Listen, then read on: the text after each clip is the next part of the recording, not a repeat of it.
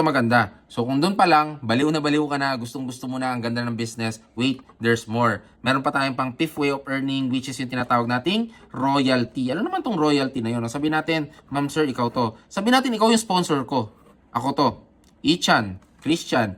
Sabi natin, hindi ka bumibili ng products, hindi ka man na nakatikim ng products, hindi ka active online, offline, sa gathering, hindi ka rin pumupunta, hindi ka man na nakavisit ng office. In short, inactive ka. Wala ka sa kabilang side. Pero ako, winork out ko yung business kasi nakita ko yung potential ng negosyo natin na pwede akong yumaman, pwede akong maging financially successful.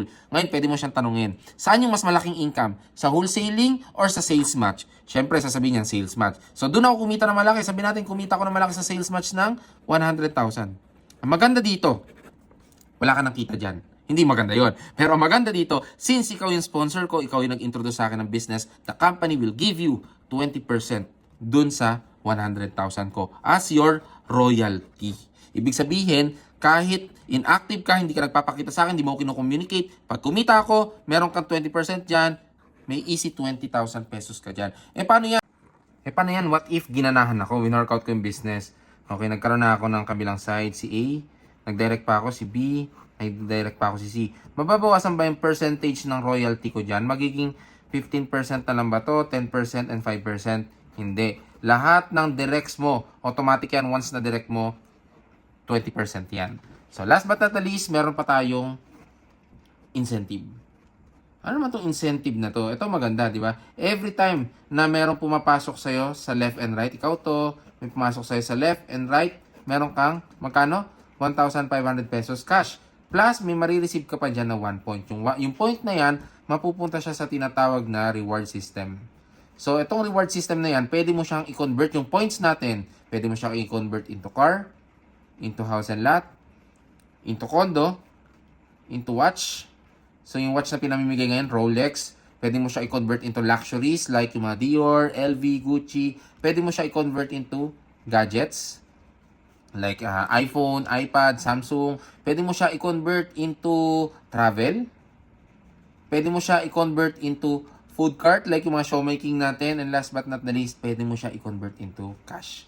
So, yun ang maganda, di ba? May cash ka na, may points pang marireceive. Accumulated to, hindi mo to tatrabahin mag-isa. So, let's say, may pumasok dito sa kabilang side mo ng 100 na accounts, 100 din dito. Automatic, meron kang 150,000 kasi times 1.5 yan. May marireceive ka pang 100 points. So, itong 100 points, pwede mo na i-convert to into car. So, ganun kaganda. Now, pwede mo siyang tanongin dito. Okay, sige sir, actually tapos na ako. Ngayon, ang question dito, maganda yung negosyo natin, paano ako makakapag-start yan? So, dito pwede mo siyang tanongin. Tingin mo sir, or ma'am, magkano yung puhunan mo dito? Magkano yung kailangan mong ilabas para makapag-start ka dito? Granting na pwede kang kumita ng 6 figures per month. Anyway, before mo ako sagutin, bibigyan lang kita ng idea. Pag nagtayo ka ng, sabihin natin, nagtayo ka ng mini grocery, 500,000 or restaurant, 500 to 1M. Malabo yan kumita ng, kinikita namin dito, 100,000 plus. Tama?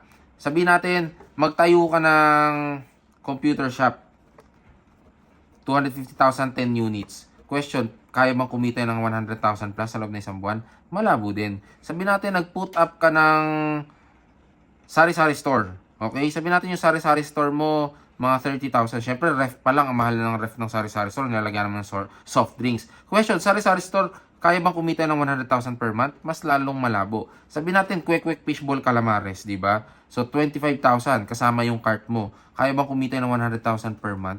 Malabo. Ito maganda. Hindi 500,000 yung puhunan dito, hindi rin 250,000, hindi rin 30,000, hindi rin 25,000. Actually, ang puhunan natin dito napakaliit lang, 17,888. Ang maganda dito, may kapalit na to na 20 to 25,000 worth of products. So, yung 20 to 25,000 worth of products, bahala ka. Pwede mong ibenta, gamitin, ipamigay mo, ipautang mo. Diba? Bahala ka na doon sa products na yan. Ang maganda dito, one-time investment, pero lifetime mo nang mapapakinabangan yung negosyo natin. Imagine mo sa 17,888, hindi ka na mag-iisip ng produkto, may products na tayo, certification, legalities, hindi ka na mag-iisip ng mga office natin, hindi ka na mag-iisip ng mga empleyado natin, bayad sa kuryente, tubig, hindi mo na siya iisipin. Para ka nag-franchise ng McDo, Jollibee, KFC. 17,888, may peace of mind ka na. Bakit? Ang maganda dito, lifetime mong pakikinabangan yung negosyo. Pag lumaki yung negosyo mo, pwede mo pa itong ipasa sa anak mo or kung sino man yung gusto mong maging beneficiary ng